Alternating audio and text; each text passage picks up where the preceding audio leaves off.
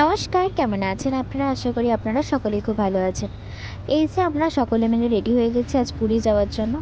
তো প্রথমে রেডি হয়ে একটু ভিডিও করে নিচ্ছিলাম, দেখি মামি পেছন দিক দিয়ে কী একটা দিয়ে দিল। তারপর দেখলাম যে ওটা পুজোর ফুল ছিল। যাই হোক, তারপর বাড়ির সামনে টোটো এসে গিয়েছিল আর আমরা মালপত্রগুলো ঢুকিয়ে বসে পড়লাম টোটোর মধ্যে আর রওনা দিয়ে দিলাম পুরী যাওয়ার জন্য। যাই হোক, আমরা চলে এসেছিলাম নিউ মার্কেটের সামনে, যেখান থেকে বাসে ওঠার কথা ছিল আমাদের। তো এখানে এসে দেখলাম অনেকে আগে থেকে দাঁড়িয়ে আছে। আসলে আমরা বাসে যে টাইম দিয়েছিল তার থেকে একটু লেট করে এসেছিলাম, কিন্তু বাস আমাদের থেকেও লেট করে এসছে। ব্যাপারটা সেই বাঙালির টাইম বলে কথা। যাই হোক, এখানে সবাই মিলে একটা জিনিস নিয়ে আলোচনা করছিল যে কে কোথায় বসবে আর ব্যাগ কেমনভাবে রাখা হবে। তো বসার সিটটা ওরাই ঠিক করে দিয়েছিল কে কোথায় বসবে, এখানে একটুখানি সমস্যা হচ্ছিলো। যাই হোক, তারপরে আমরা পুরোপুরি বেরিয়ে পড়লাম, একেবারে রওনা দিলাম। তো আমাদের ফার্স্ট ডে হয়েছিল হচ্ছে ধুলিগড়ে। এই ধুলিগড় এখানে স্টে করানো হয়েছিল একটু টয়লেট চা খাওয়ানোর জন্য। আমি এতেই বিধ্বস্ত হয়ে পড়েছিলাম।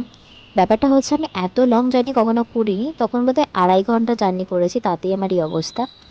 যাই হোক, এই হচ্ছে চুমকি আমাদের বাস। আর ওখান থেকে সোজা আমাদেরকে কোলাঘাটে নামানো হয়েছিল এই রেস্টুরেন্টটায়। ধুলিঘর থেকে প্রায় 2.5 ঘন্টা পরে রেস্টুরেন্টটা পড়ে, মানে আমরা এখানে পৌঁছেছিলাম রাত 9টার সময়। তো এখানে আসতে মোট আমাদের 4 ঘন্টা সময় লেগেছিলো। তখন মাত্র 4 ঘন্টা জার্নি করেছিলাম, তখনই প্রায় বিধ্বস্ত হয়ে গিয়েছিলাম।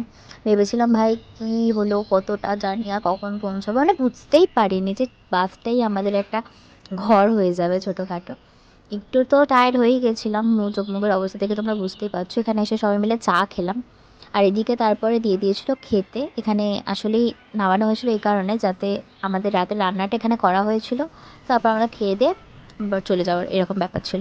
তো আমি আর ওয়েট করিনি, আমি ফোনে চার্জ দিয়ে দিয়েছিলাম। আর তারপর যখন আমি খেতে বসলাম তখন দেখলাম যে এই কারেন্ট অফ হয়ে গেছে। যাই হোক, আমি আগেই সিট পেয়ে গেছিলাম, কিন্তু আমি বসিনি, একটা দিদাকে বসতে দিয়েছিলাম, আমি পরে বসেছিলাম। যাই হোক, খেয়ে দিয়ে উঠে আমরা এরকম ওয়েট করছি এখন কখন বাস ছাড়বে, এই জন্য। তো পরের ভিডিওতে আবার দেখা হবে। Tata, bye bye.